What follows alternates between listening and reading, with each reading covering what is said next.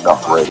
Yo, what it is, world? It's your boy Jay News, and you are now tuned into Not Rated Radio on Dash Radio's Dash Discover. And today we have my homie and talented artist in the Zoom. It's my pleasure to introduce 2K Kent. How you doing, boss? I'm doing good, fam. How you doing, man? You good out here, man? I see you, man. It's good to connect with you, man. I know it's been a minute since we last connected, but I'm glad we get to do it like this, man. So yeah, it's definitely good to see you, boss. Sir. Yeah, show. So how we get this started, man, is by letting all of our fans and supporters know and get a brief summary on who 2K Kent is from the start of your career to where you are now. Okay, starting in San Francisco, the Bay Area. I'm from the Fillmore side of town, and we already had legends over there. You know, we had JT, the bigger figure, doing his thing, who put us in the game. You know, getting us started as far as getting in the studio, getting on soundtracks, and when they had Beware Those and Forte, San Quinn. When we had our group, so we was getting with everybody, and that's how it pretty much started. And being in California, all the California players come through. So and during that time, and as time went on, got to produce Sugar Free, rocking with Quick, and just all kind of stuff that I didn't, you just didn't expect. And even like my boy Blue Chip, who was with the game, and that's when the game got his start. When JT and everybody was around. So it was a hell of a thing. And then right after that, we just kept doing our thing and kept it going. And boom, we ended up on the mixtapes with DJ Khaled and Flo Rida and She Unit, and that's when we really started making our money. And here we are now. You feel me? It just been going up. Just all on the hustle though. That's all it really been. Just a lot of hustle. Right. Yeah. So how long you been at this, bro? It seems like you've been having your fingers and hands on everything for a minute, man. So how long you been in the industry? I mean, it's been a while, I'd say. Since at that time. So you're looking at least 2003, so in the game. Yeah, just to be like official, like when we really, because we in the Bay Area, so it's different than if you in LA or other places where the industry is at like that. But we did have people making it and doing things out that way, and it was real encouraging. And also it just was so much then. And Vogue is from the Bay too. Right. So like when me and my cousin Crawford City, when we started really producing and doing all that, we ended up running into them and going to their studio at that time, FM studio. So just that growing and, damn near fresh out of high school, you just, you just going into an arena and, and it was good because we really got our skills on, and it was things were showing like kind of fast. Right. Yeah. Okay, so give me a little bit about your creative process, bro. When it comes to when you're in the zone making the music, when you're in the studio, how does that all come about for you? It just all mood.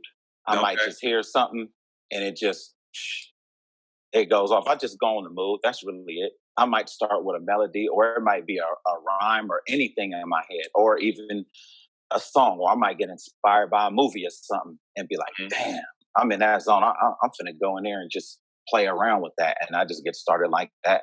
Okay. So do you feel like with the industry we are in now, being from the Bay Area, do you feel like it has a lot of influence on what we hear now?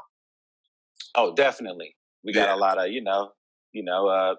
how music changes all the time, but we definitely got a voice, got a sound, and everybody loving it. And, it's danceable too. So that's a real good thing. We got the boss of the Bay, 40, and Too Short and them, who really put that on. You know what I'm saying? They was making them party tracks and street. So, that's where I got a lot of stuff from, just looking at them. So, yeah, you definitely got that voice. Okay. Yeah, I definitely feel that way too. That's why I was going to tie this all in with you being for the Bay and having the Bay be a big impact in the game we have now. How does your music tie into everything with the, you've been in it, you had some stripes in the game from early on in the 2000s to where we are now, but you see as the game has changed, music has changed, styles has changed. How does your style fit into what everything's going on right now?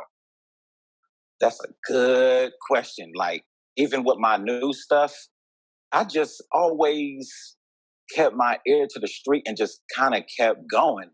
You know, like even the time when we got on DJ Khaled and mixtape, just in those 2 years, that little few years, the style had changed. Mm-hmm. So I just keep my ear to the music and to the street. And if I feel that I could do this style or flip my style like this and that, if I could do it, I just do it. So yeah, it's just music growth. You know how it changed, and just getting into the rhythm and getting it. Oh, like everybody's on this beat. I remember telling somebody like, hey, everybody's on this certain type of groove right now. Let's do this right here. So it's just a groove. That's how I always looked at it. So it's just a groove. Yeah. Just a groove. Yeah. I respect that too. It's just like a feeling because we're both artists. And I want to talk about too before I step into this next question. What is the, because you're also a producer too as well, right? Artist, producer. Yeah. So which one would you say that you fall more into the love of doing, or is it just both the same feel for you? It's pretty much the both same feel, but you know, I always did know how to rap, so I never kind of tripped on it like that. But like once I decided, okay, I'm gonna do music. I loved production so much, like I had to get into it for it to sound like that. So I would say the production probably drove me to do music overall.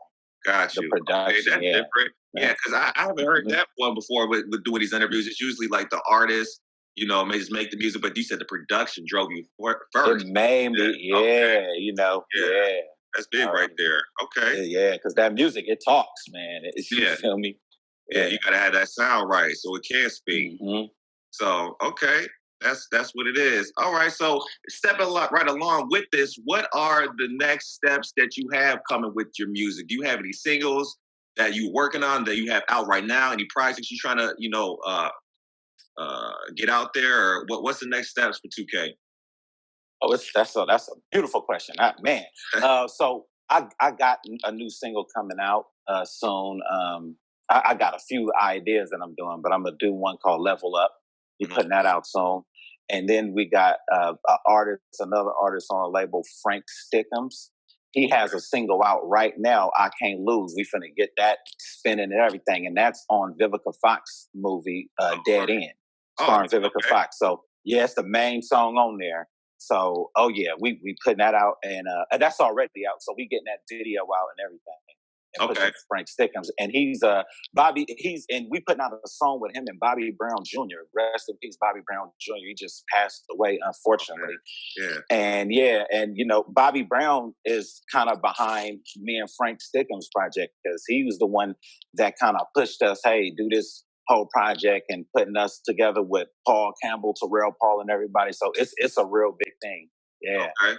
So when are we expecting? You said that's already out.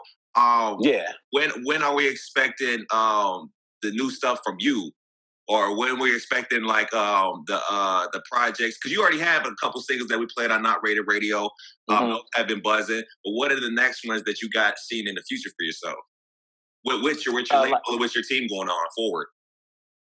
Oh yeah, like I said, the new single "Level Up" definitely gonna push that. Probably put that out in a couple of weeks. And we was already doing a single with Bobby Brown Jr. So those are the next ones. Definitely the next one. Okay. Yeah, I got that kind of confused then. My bad. Yeah. Okay, we gonna keep it going. And so with going out with the music and those tracks dropping, how do you feel with this whole pandemic going on that you are staying busy and creative in a way that you don't just get unmotivated more so? You know what? I gotta give it to just the feeling of music and, you know, and people in the industry keeping you motivated and stuff too. So, you know, for friends and everybody, people like you and just everybody keeping you motivated. This is how I'm doing it. Yeah, because with the pandemic, it's just crazy. You don't know what's going to happen the next day. Right. You know, especially with this whole 2020 that's going on with the elections and all that shit. It's just like you never really know. So we're just like really playing it day by day, which is scary and more so. But it's just like that. You got to be on your P's and Q's, man. Yeah, you got to. Yeah. So I definitely feel that. So moving right along with these couple of questions before we wrap it up.